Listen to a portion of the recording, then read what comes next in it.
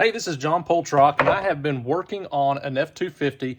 I bought some Husky liner mud flaps, some Husky liners, and some wheel well covers. I've bought probably 10 times from Husky over the years and absolutely love them. I think they make a great floor liner. They make great products as far as these go.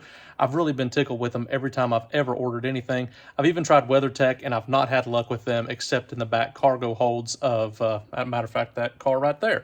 Otherwise, everything else is all Husky liners. They don't move. They just stay in place better. They're more durable. I have just had a much better experience with them. I'm sure those of you out there, some of you love WeatherTechs, but they just have never worked for me in bigger vehicles.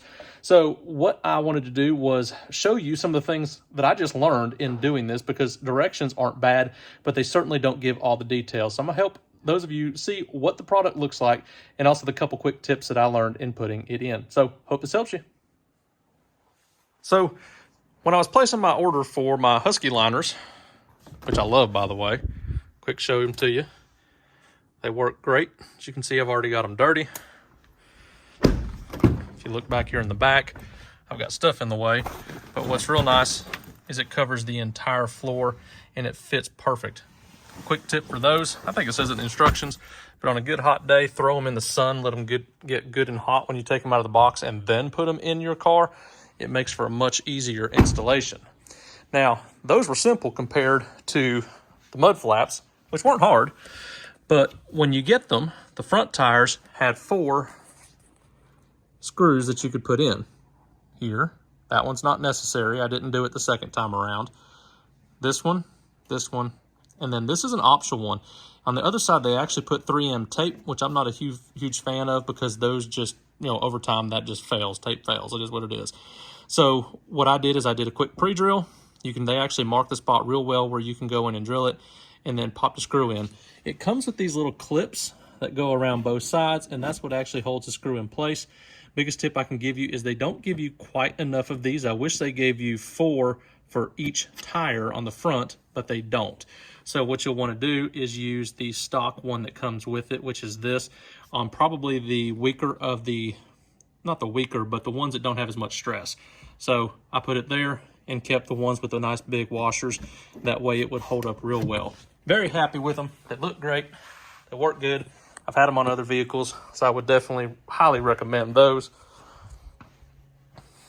Turning the wheel does make it a whole lot easier. This was the last front tire I did, and as you can see, I did not put in that tire or that screw there. After I got messing with it, I just realized it is not worth the trouble. And as you can see, I didn't have as many of these. I wish they gave you more, but I just used the stock ones on here is what I did.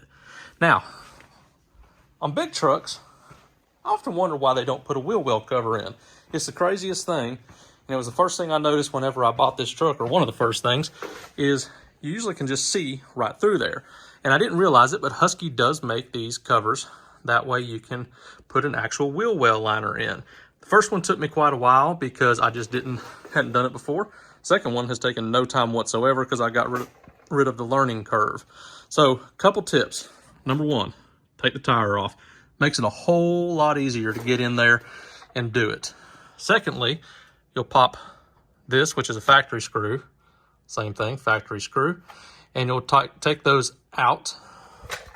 Then, there's a slide on, let's see if you can get a good view of it here. There's a slide on screw point, which is right there. The directions don't do a very good job explaining it, but make sure you put the part where the screw goes through on the back of the wheel well. Don't know how well you can see that, but hopefully that helps.